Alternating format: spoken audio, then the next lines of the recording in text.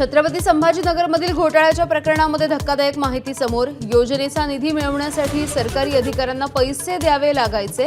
ABP माझा सोबत बोलताना एका संस्था चालकाचा गंभीर आरोप।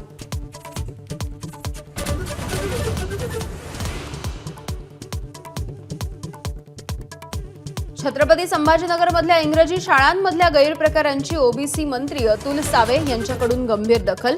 सुविधा न देणाऱ्या शाळांची मान्यता रद्द करणार, दिशाभूल करणाऱ्यांवरही कारवाईचा इशारा।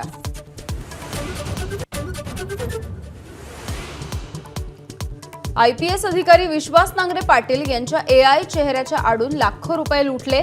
डिजिटल अरेस्टची भीती दाखवून सेवानिवृत्त अधिकाऱ्याची फसवणूक।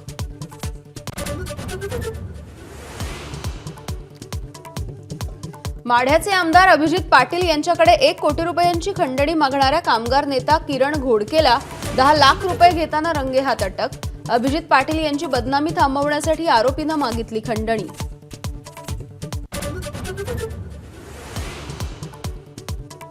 उपमुख्यमंत्री एकनाथ शिंदेंच्या अचानक दिल्ली दौऱ्यावरती तर्कवितर्क।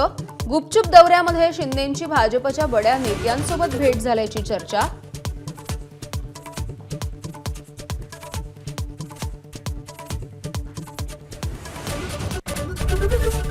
एबीपी माझा, उघडा डोळे बघा नीट।